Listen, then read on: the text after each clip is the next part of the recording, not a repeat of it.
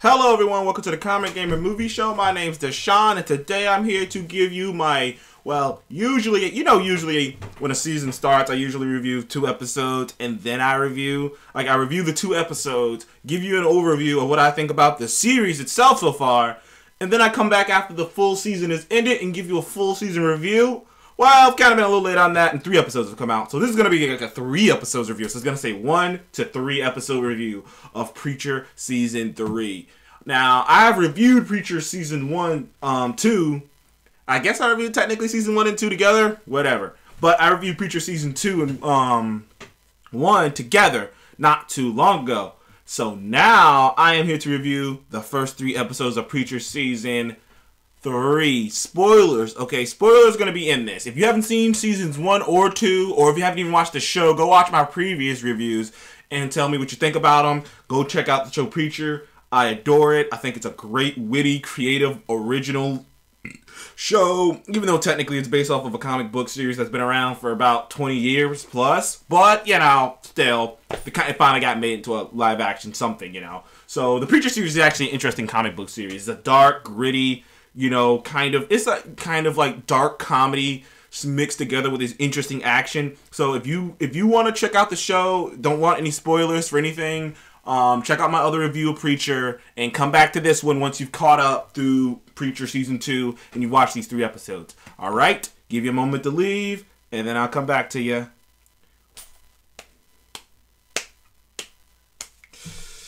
Alright.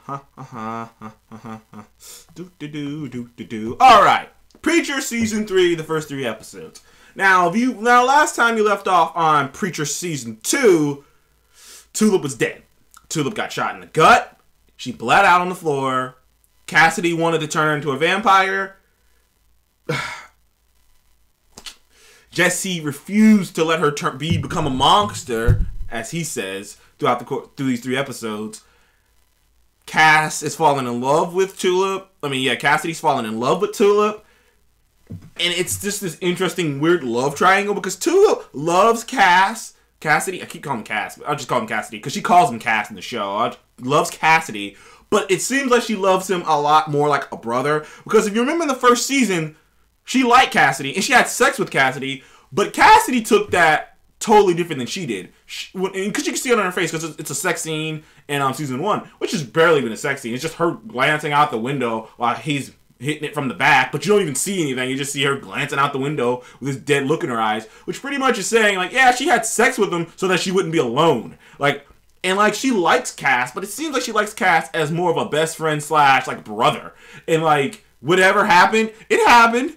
But let's not make a big deal about it. But Cass, over the course of through a little bit of season 1 and over the course of season 2, has had this wobbly thing where he's trying to not tell Jesse about that hell sex thing, but there is this tension between him and Jesse, and there's this darkness inside of him because he wants Tulip. He really wants Tulip. He's in love with Tulip. Tulip is he sees her as the perfect girl. But Tulip's with Jesse, and Jesse and Tulip are also perfect for each other as well. So, season 1, 3 starts off with tensions very high.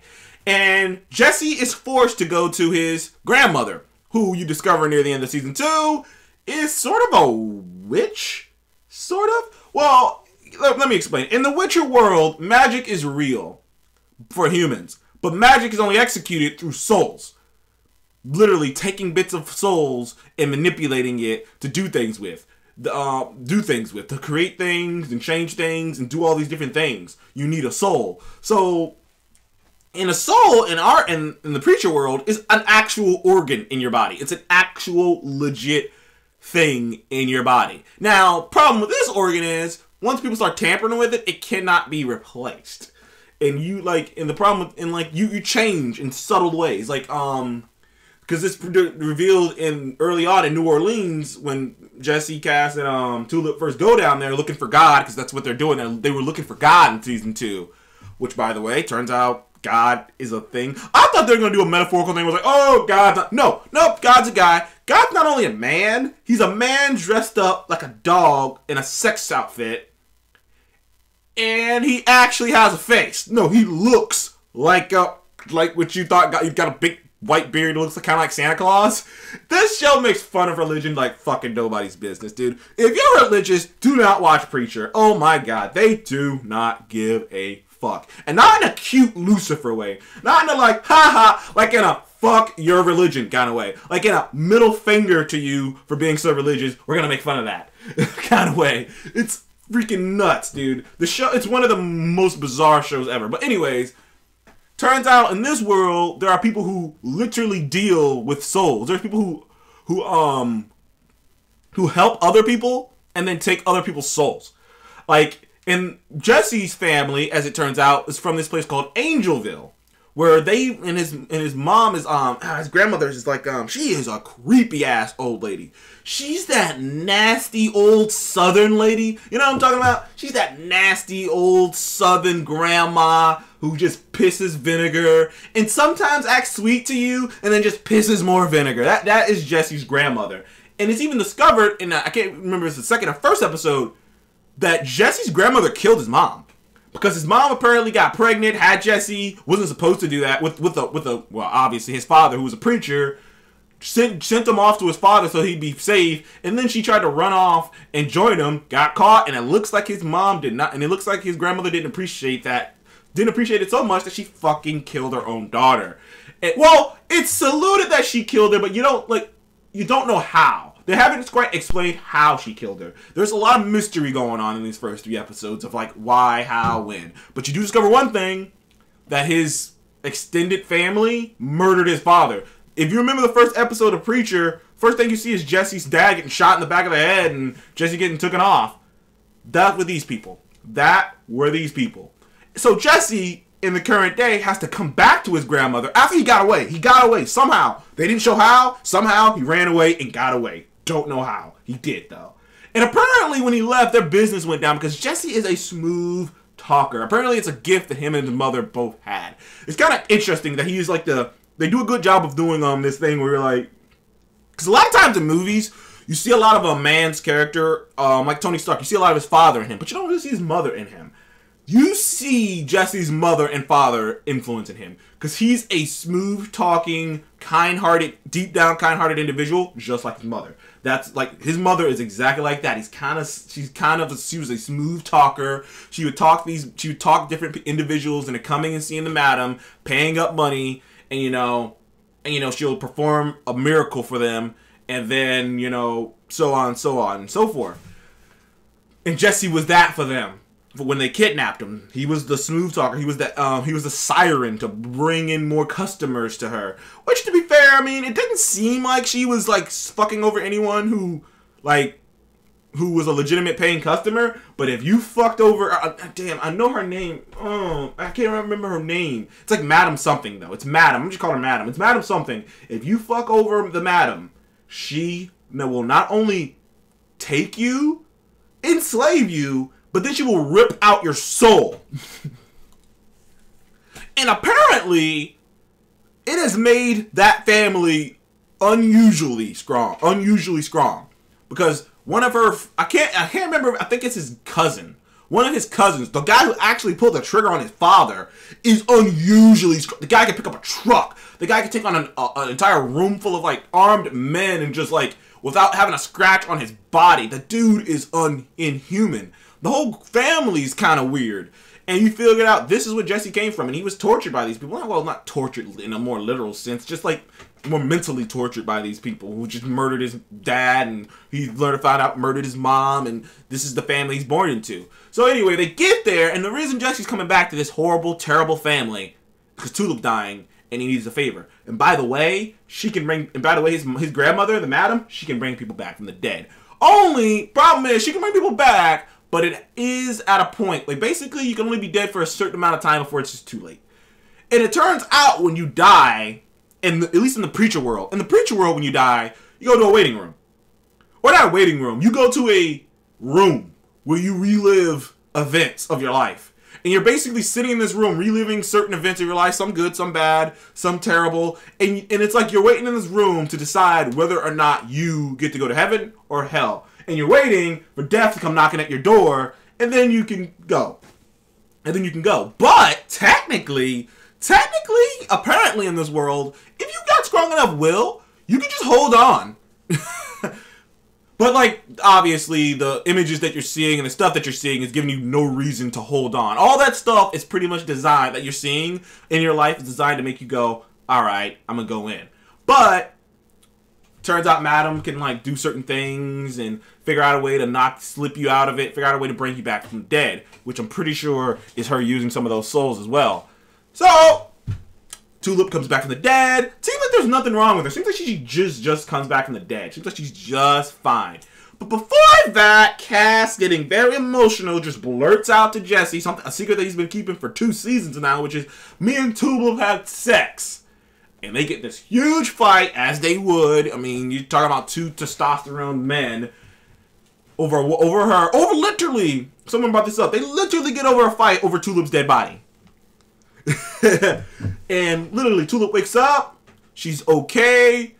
It seems like it's hard to tell though.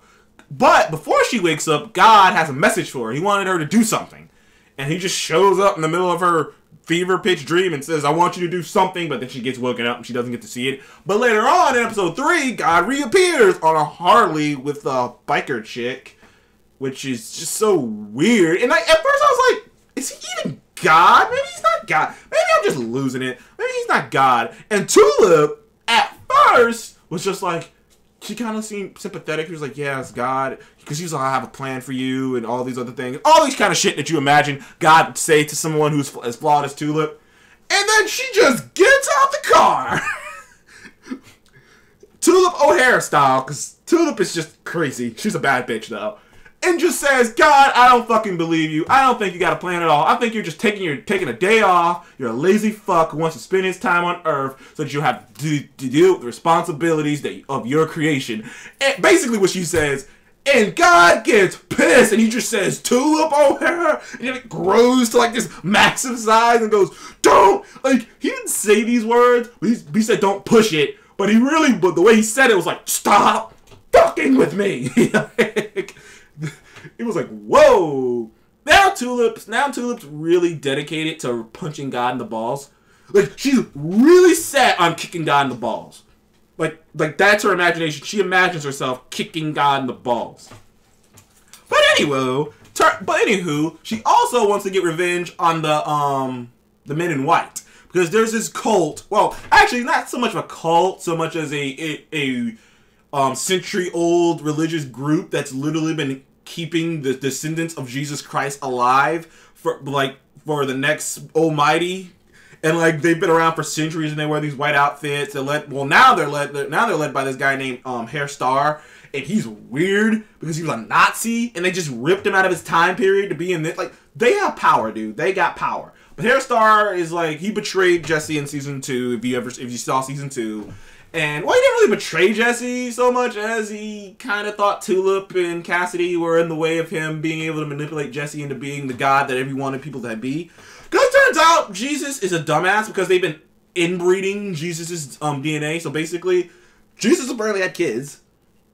And then that organization, the closest people around him, decided, you know what, we have to keep that bloodline pure. So you guys are going to have sex. And your children are going to have sex, and your children are going to have sex, and we're going to keep that bloodline pure. And then you get Jesus. Hate to make me fun of it, but he's fucking an idiot. He's an imbecile. He's a complete dumbass. He's just terrible, dude. It's just like, yeah, years of inbreeding will do that. Because to keep the bloodline pure. It's like, But when Starr sees Jesse, he sees this guy with this ability. And he's like, I'm going to do something about it. But Starr kind of doesn't tell him all the details, ends up killing Tulip, and now Jesse hates his guts. And that's the first thing Tulip thinks about when she wakes up, when she comes back from the dead. Is, I'm going to kill those fuckers. Which is kind of fun, because it just happens, which I thought this was a little bit of lazy writing, that one of them just happened to be spying on her, and it happened to be the one who directly betrayed her, and she beat the shit out that bitch. But it was kind of funny, though, because Herr Starr, as you see, he's going around killing other religious groups. You see it through episodes 1 and 2 and 3. He's going around killing other religious groups who don't follow his rule. And apparently, which is something I didn't catch, or maybe it's just because I haven't seen season 2 in a while, he stole Jesse's soul.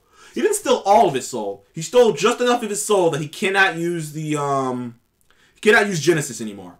Which again, if you haven't been paying attention to the show, Genesis is this being that's inside of him that allows him to control anyone. If you have a soul, he can control you. If you have a soul, he can control you. And that's what Genesis can do. And I'll give Hairstar smart enough took his soul, so now he can't use Genesis. Because if he could use Genesis, he would have just simply walked into his grandmother's fucking office, walked into her face and be like, fix Tulip. And she would have had no choice but to do it.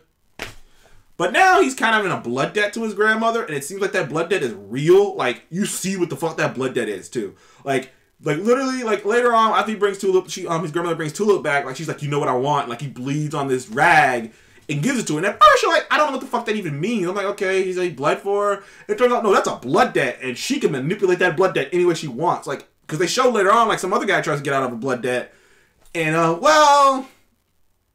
tried to get out of a blood debt, and he tried to steal the, whatever it was, steal the napkin that the blood was on. Not the napkin, the rag that the blood was on. And he was like, yeah, I got it. And then he tore the rag in half, and then his wife just tore in half. He's got guts all over the place. Like, oh, shit!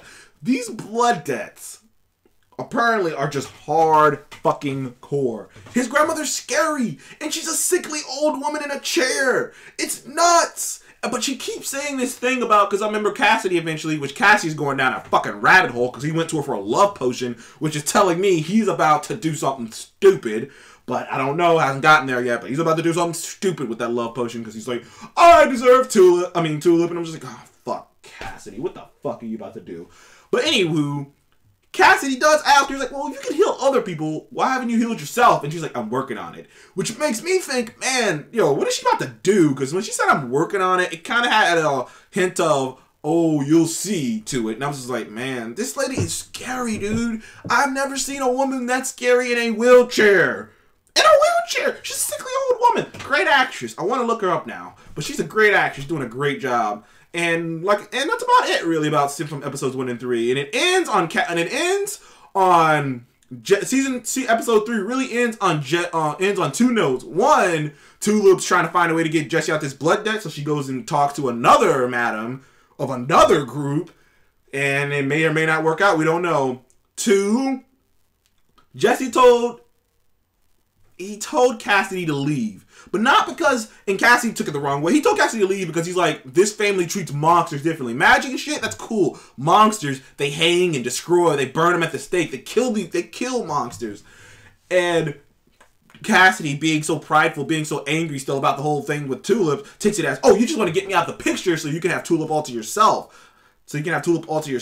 I'm not leaving. And it's not, I can't tell if it is that or if it's not, but it's obviously that Jesse was right, because the moment they found out who he is, what Cassidy is, which is a vampire, they immediately screen his ass up and about to light him on fire. But Jesse says, no, we have to open up the pit.